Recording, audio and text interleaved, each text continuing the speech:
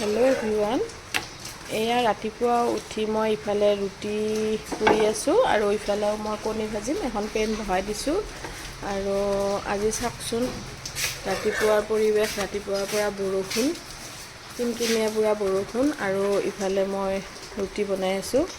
এয়াই ৰাতিপুৱাৰ আৰম্ভণি। আজিৰ দিনটো কি হয় কি নহয় অকণমান দেখুৱাবলৈ চেষ্টা কৰিম ভিডিঅ'টোৰ জৰিয়তে। আপোনালোকে চাব বুলি আশা কৰিলোঁ। এইফালে মই তেল দিছোঁ, এতিয়া দিলোঁ পিঁয়াজ আৰু ইয়াতে অকণমান দিম মই নিমখ।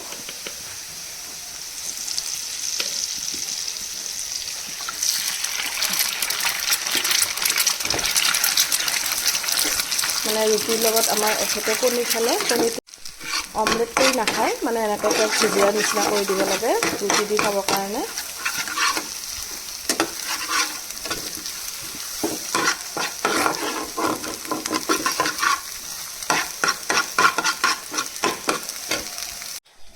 আৰু ইফালে ময়ো একাপ লাল চাহ খাবলৈ বহিম, একেলগে খাম। এই ৰাতিপুৱাৰ চাহ এয়া আৰম্ভণি আৰু আমাৰ।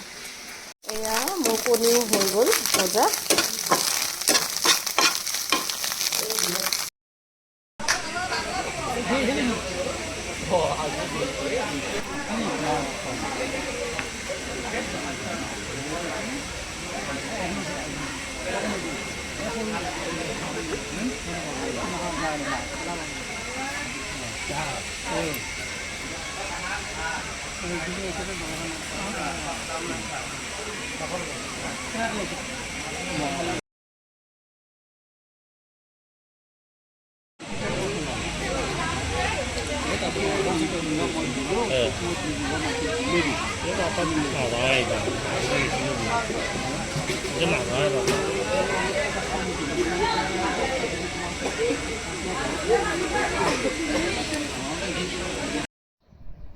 এয়া বিয়াৰ ঘৰত আমাৰ গাঁৱৰে বহুতখিনি মানুহ লগ পালোঁ, সকলোকে এবাৰ মাত দিলোঁ।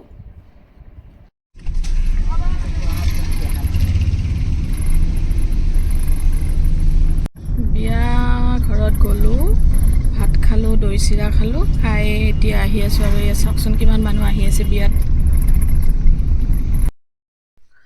আমাৰ গাঁৱত এখন বিয়া আছিল, বিয়াখনত গ'লোঁ এখেত আৰু মই।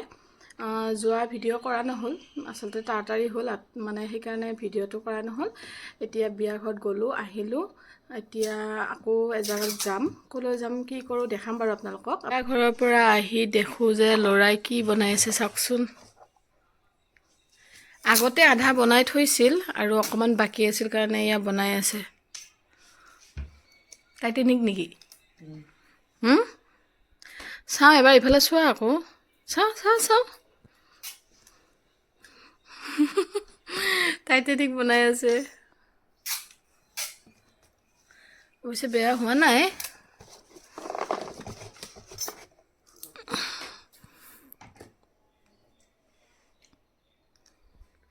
আৰু কিমান বাকী আছে কাম?